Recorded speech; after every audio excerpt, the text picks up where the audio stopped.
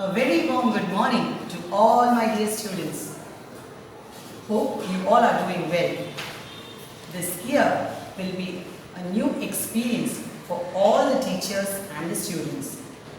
We have now switched on to online classes to ensure smooth running of our academics through streaming technology. I expect your complete support and cooperation to make this effort a success. Good morning to everyone. I am Amrita Thampi and I will be taking Social Science for Standard 10. We will be starting with Standard 10's Chapter 1 of History, Revolutions that Influenced the World. Now let me ask you students, what do you mean by revolution? Or why was revolution necessary? In earlier times, many people were deprived of freedom. In order to achieve freedom, some adopted peaceful means, whereas some adopted armed rebellion. All these struggles that tried to change the system that denied freedom and rights to establish a new one came to be known as revolution. So students, hope I am clear. So let us see what is revolution. What is revolution? In earlier times, common people were deprived of freedom. In order to achieve freedom, some adopted peaceful means, whereas some adopted armed rebellion. All these struggles that tried to change the system that denied freedom and rights to establish a new one, this came to be known as revolution. The major factor that stimulated earlier revolutions was Renaissance. Renaissance is a topic, children, which we have already studied in our earlier classes. So let me ask you then, what is Renaissance? Renaissance is an awakening or revival of cultural, political, economic and artistic fields between the 14th and 17th century. I repeat, Renaissance is an awakening or revival of cultural, political, economic and artistic fields during the 14th to 17th century. Some changes that happened in human thoughts due to the birth of Renaissance were humanism, scientific temper, nationalism, spirit of inquiry, growth of vernacular literature, enlightenment. So we will first focus on what is humanism. Humanism depicts aspects related to human life, wherein the main center of area was only man. Scientific temper, scientific method that includes both reasoning and questioning. Nationalism, patriotism towards one's own nation. Spirit of inquiry, a curiosity that includes learning and practice. Growth of vernacular literature, usage of regional languages other than Latin and Greek. Enlightenment means the progress in the field of science that brought about by the Renaissance gave birth to enlightenment. Enlightenment was an intellectual as well as a cultural movement in the 18th century. Many thinkers gave ideas such as equality, freedom, nationalism and democracy.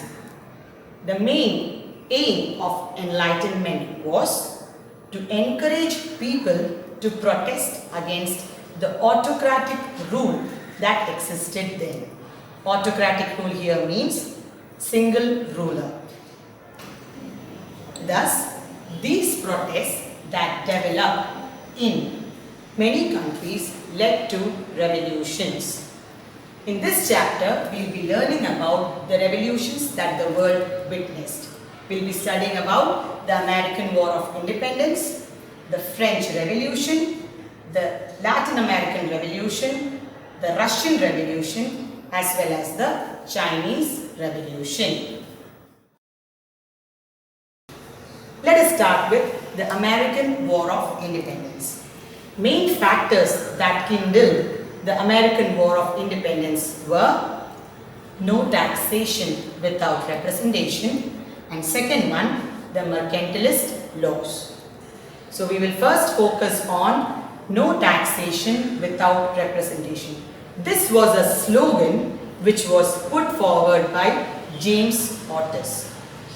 The main aim or the demands that were put forward by people through this slogan were, first one, they wanted representation in the government. They were not ready to pay taxes. They wanted a share in administration, and they wanted right to free trade. I repeat, the demands that were put forward by the people through the slogan, no taxation without representation were, first one, they wanted representation in the government. Second, they were not willing to pay taxes. Third, they wanted a share in administration. And finally, right to free trade. From the 16th century, many Europeans started migrating to North America. The main intention was exploitation of resources. By the 18th century, England had already established their 13 colonies in the eastern coast of North America. I repeat, in the 18th century, England had established 13 colonies in the eastern coast of North America. We mentioned about 13 colonies. What do you mean by a colony? Colony means the country. Here the country is the 13 colonies over which another country is the parent country, here England, it establishes its military, economic and administrative powers is called colony. Yes? So, the 13 names of the colonies are provided here. You can look at the map. I hope it's clear to you all students. The names are New Hampshire, Massachusetts, Rhode Island, Connecticut, New Jersey, Delaware, Maryland, Virginia, Pennsylvania, North Carolina, South Carolina, New York and Georgia. I once again repeat, New Hampshire, Massachusetts, Rhode Island, Connecticut, New Jersey, Delaware, Maryland, Virginia, Pennsylvania, North Carolina, South Carolina, New York and Georgia. British treated the American colonies as center for collecting raw materials as well as a market for selling their finished products. I repeat, Britishers treated American colonies as center for collecting raw materials and a market for selling their finished products. The policy implemented by the British merchants along with the help of their motherland in American colonies came to be known as mercantilism. I repeat, the policy implemented by the British merchants with the help of their motherland in the American colonies came to be known as mercantilism. I hope I am clear to you children? Okay, we'll now move on to the second main area, which is the mercantilist laws. So as a part of mercantilism, several policies were implemented by the Britishers towards the American colonies. There are 5 main policies implemented by them. We'll see which they are. First one, goods to and from the colonies must be carried only in British ships or ships built in British colonies. They are trying to say that whatever products or goods that the American colonies wanted to sell or buy could be carried only in British ships or the ships that were built in American colonies. Secondly, products of the colonies like sugar, wool, cotton, tobacco, etc. were only to be exported to England. I repeat, products such as sugar, cotton, wool, tobacco. These products the American colonies could only export it to England. Third one, British stamps must be affixed at the legal documents, on all the legal documents, newspapers, pamphlets, licenses, etc. Here, main important documents like the newspapers or documents or pamphlets, licenses, all these papers, the legal papers that were sent from the American colonies should be affixed with British stamps. Fourth one, colonies must provide food and quarters to maintain the British troops in the colonies. That is, the American colonies were forced to give food and shelter to maintain the British army in the colonies. Finally, import tax must be paid for the import of tea, glass, paper, etc. So, high import tax was implied on items such as tea, glass and paper. Now, we already said that high import tax was implemented on tea. You might have heard about Boston Tea Party. Yes, students? I hope you have heard about it. Okay. High import tax, I already mentioned high import tax was implemented on tea. As a result, on 16th of December 1773, I repeat, 16th of December 1773, many local people disguised themselves as the Red Indians. They boarded the ships at night at Boston Harbor and threw 342 chests of tea into the sea. This incident came to be known as the Boston Tea Party. Now, many important thinkers that stimulated the minds of the people to protest against the exploitative rules carried out by the Britishers were, you have two important of them, John Locke. John Locke was a famous thinker who contributed his ideology. Everyone has some fundamental rights. No government has the right to suspend them. So once again, John Locke, everyone has some fundamental rights. That is, all people have some rights. No government has the right to suspend them.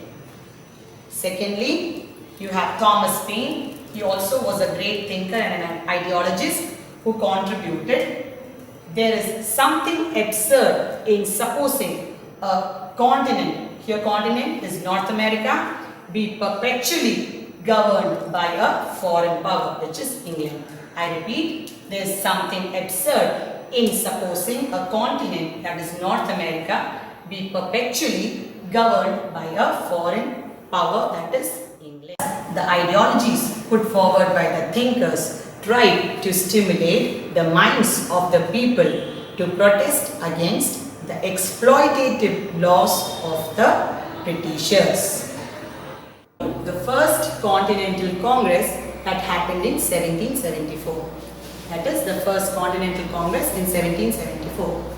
The delegates of all the colonies except Georgia met at Philadelphia in 1774 to protest against the policies and rules imposed by England. It is known as the First Continental Congress. People submitted a written petition to the King of England in order to eliminate the rules and regulations enforced on industry and commerce and not to impose tax without the approval of the people. So, the people of America gave a written petition to the King of England demanding for two things. One was elimination of regulations enforced on industry and commerce. Secondly, not to impose tax without the approval of the people. But the king did not consider this and sent a military force to suppress the people. Thus, an open war led between the American colonies and the Britishers.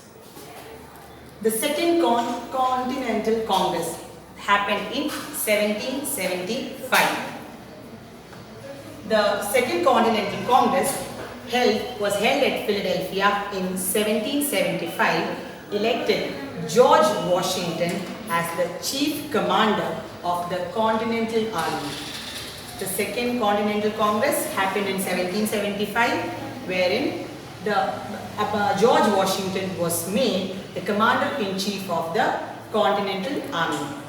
During this time, through a famous pamphlet called Common Sense, the great ideologist thinker Thomas Paine declared that it was wise for the Americans to break ties with Britain.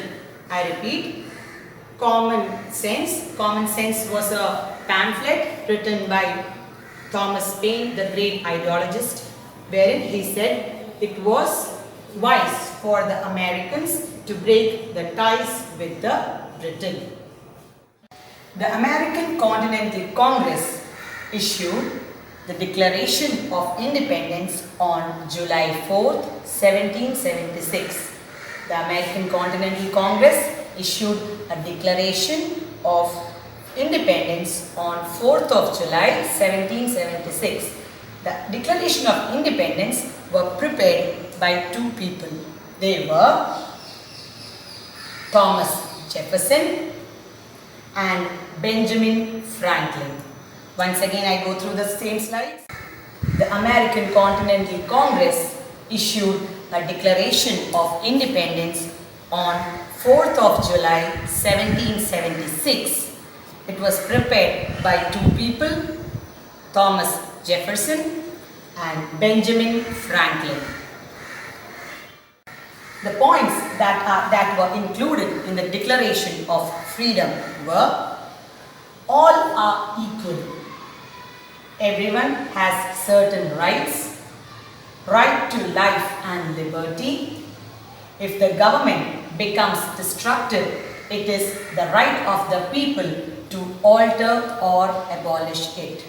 The war between England and the colonies in North America that began with the Declaration of Freedom ended in 1781. According to the Treaty of Paris in 1783, England ratified the freedom of the 13 colonies. So, under the Treaty of Paris in 1783, England ratified the freedom of 13 colonies, meaning the England gave a formal consent of freedom to the 13 colonies. Thus, the Constitution Convention held at Philadelphia was under the leadership of James Madison. It was James Madison who framed the new Constitution for America.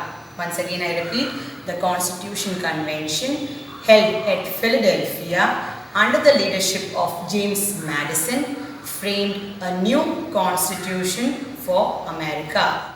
George Washington became the first president of the United States of America.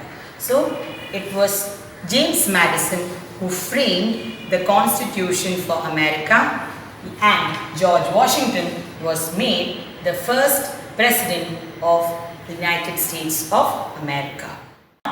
Let us view the impact of American War of Independence on the world. Gave direction and motivation to the later freedom struggles and revolutions all over the world. As we already said in the beginning, that American Revolution was the first revolution which inspired the other revolution. Put forward the concept of republican form of government. Republican form of government means the power of the country lies in the hands of the people. Prepared the first written constitution. Contributed to the concept of federal system that ensured freedom and authority of states in the union. Federal system wherein the state government and the central government move hand in hand. Let us summarize the contents we discussed till now. No taxation without representation. This is a slogan put forward by James Otis, where we discussed 4 particular demands that were representation. They wanted representation in government. They were not willing to pay taxes. They wanted a share in administration, and they wanted the right to free trade. Mercantilist law, we talked about the 5 important laws put forward by the Britishers for the American colonies. The ideologies of the thinkers, we talked about 2 thinkers and their ideologies. They were John Locke and Thomas Paine. The first Continental Congress that happened in 1774. Second Continental Congress that happened in 1775. Then Declaration of Independence happened in 1776. Finally, Treaty of Paris in 1783, where England ratified the freedom of all the 13 colonies. And finally, James Madison framed the Constitution for America, wherein George Washington became the first president of the United States of America. Based on the given slides and the explanation given by me, prepare answers for the questions given in this slide. First one, prepare a flow chart illustrating the various events that led to the formation of the United States of America. I repeat, prepare a flow chart illustrating the various events that led to the formation of the United States of America. Second question, name the thinkers and write a note on their ideologies that influenced the American War of Independence. I once again repeat, name the thinkers and write a note on their ideologies that influenced the American War of Independence. Thank you, children. That's all for today. Stay home, stay safe.